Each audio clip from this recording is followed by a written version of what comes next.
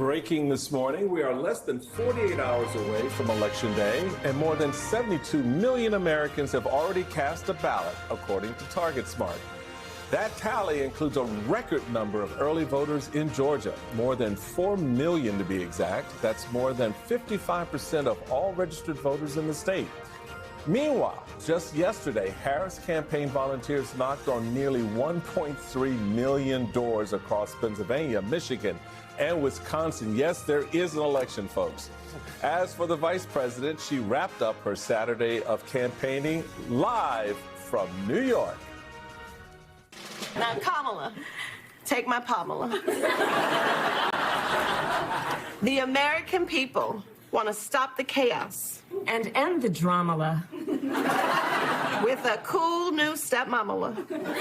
Kick back in our pajamas and watch a Kamala. Got our pajamas on this morning. Joining us now, Maryland Governor Wes Moore. Welcome, Governor. Welcome, Governor Moore. It's good to see you. Good to see you all. Governor, you have been out there with other governors across the country, Democratic governors, barnstorming various states. You were a part of this swing through Lansing in Michigan. Can you just tell us what you are seeing on the ground from your perspective and what you're hearing from voters, not just in your state, but on these travels that you've been on? I mean, it's great. And I was actually just in Michigan again yesterday. And I think we're seeing excitement. I think we're seeing people who are from all over the country who are descending upon the battleground states. I mean, I was with people who are from literally 8 different states who are there to phone bank inside of Michigan. We saw people who are behind the whole Post-its movement that's taking place, who are leaving Post-its in women's bathrooms all over the country saying, your husband will never know who you voted for. And who are continuing to remind people that this is a very important process that we're all going through, and it's something that people have to really come to concession in their own mind about, does this person match my values or not? And the thing we're also seeing is, and I want to give a shout out to my constituent and our co-host Michael Steele, is we're seeing Republicans all over the country who are coming out and saying that this is not about political party, this is about principles.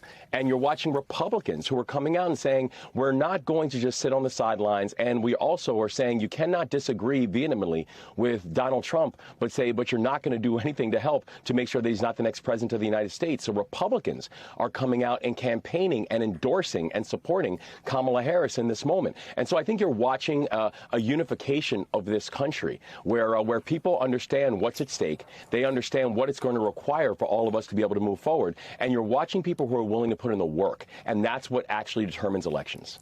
Governor, you referenced the gender gap that we are seeing in this election. I want you to take a listen to what former First Lady Michelle Obama had to say on the stump in Pennsylvania.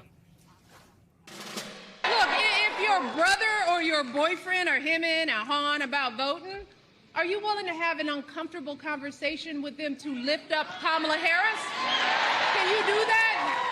If you have an extra afternoon tomorrow or can take the day off on Tuesday, are you willing to knock on some doors to lift up Kamala Harris? If you have a car, are you willing to drive folks to the poll to vote for Kamala Harris, y'all?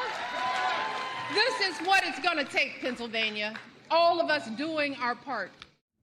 Governor, I want to ask you about the first part of what the former First Lady said, sort of asking women in this country if they're willing to have a difficult conversation with the men in their lives about the stakes of this election. What is your message to men across this country in the final days? Well, first, I just want to say this continues to show why our former First Lady is a national treasure. And there is no one who's speaking to the American consciousness the way she does. The other thing I would say, though, is I think it is important for women to have uncomfortable conversations at times with the men in their life. But also, I think it's important for men to have these conversations with men as well. I think it's important for men to be able to say, if you really are going to be, as it says in Ephesians, that you are the spiritual head of household, that if you are really going to be a person who's going to protect everyone in your family, then that means understanding the voices of everyone in your family. That means understanding and protecting everyone in your family. And so when you have someone who's proposing legislation that's doing things like restricting health care to members of your family. When you have someone who's proposing legislation that's saying things like, we will criminalize a woman in your family who's trying to get the health care that she needs, in some cases life-saving health care that she needs, your job is to protect your family by any means necessary. And that means making sure that we have policymakers who are actually putting together policies that are doing just that. And so I think it's important for women to be able to have uncomfortable conversations. But also, I think it's important for men to have these uncomfortable conversations as well, and saying, are you a leader in your household or not? And are you willing to defend everybody in your household or not? This is an important moment for men to be able to establish what is our role in all of this, and that we cannot sit on the sidelines, especially for anything that means it's for that seeming like it's selfish or personal reasons. Governor, I agree with you a great deal on that, in that there's a lot there to unpack about men and women and the roles that they have, and particularly within the black community. But at the end of the day in this election, I think the driver has been for quite some time unrecognized by many in mainstream media, many in the political world, as women sort of setting the tone and the pattern. In fact, we've got new polling out of Iowa from the Des Moines Register showing us that Harris is leading 47-44. And we had a great conversation yesterday on our program with Jayanne Seltzer, who everyone knows is sort of the heartbeat of that polling. Let's take a listen to what she said about one of the reasons Kamala Harris is leading. One of the reasons she is leading is because of her strength with women generally, even stronger with women age 65 and over. Her margin is more than 2-1. And this is an age group that shows up to vote or votes early in disproportionately large numbers. So it's a bit of the boost that Kamala Harris has gotten this time. You've been out about the country. Does that line up with what you're seeing and feeling and hearing out there in terms of this energy that's been tapped into by the Kamala Harris campaign, but specifically by Kamala herself? And I'll just put it in context, which was not there in 2016 for Hillary Clinton. I think it absolutely lines up with what we're seeing on the ground. We're watching an energy that I think has not been there for a while, where we continue to see where women understand firsthand what is at stake, that they understand the dynamics and the distinctions between these two candidates literally could not be more stark. About when you're talking about a future vision for the country, who do you see? And who are you willing to fight for? And I think what that's also doing, honestly, it's inspiring also our men. Because when I think about our advocacy, when I think about the fact that we've been going all over the country, making sure that in the case of Maryland, that Angela Alsobrooks becomes our next senator, and making sure that Kamala Harris becomes the next president, I know that I'm not just doing it on behalf of us. I'm doing it on behalf of my wife and my sisters and my daughter and my mother. The people who are energized to make sure that in this moment that this country gets it right.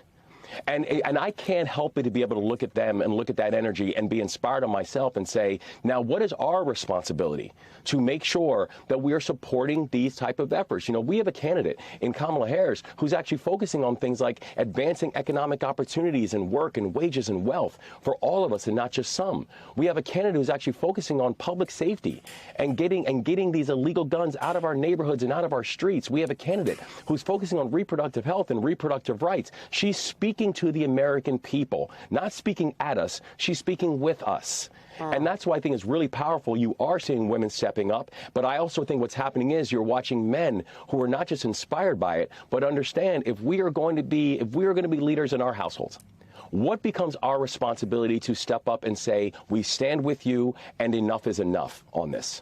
I do think what you are saying is a very powerful message, that I believe is resonating across the country. We're going to see on Tuesday. Before we let you go, you mentioned Angela Alsobrooks. She is a Democrat's candidate for Senate in Maryland, running against former Governor Larry Hogan, who's running as a Republican candidate. Larry Hogan is pitching voters on being split-ticket voters in Maryland, i.e. cast your ballot for Kamala Harris, then feel free to cast your ballot for me, Larry Hogan. What do you?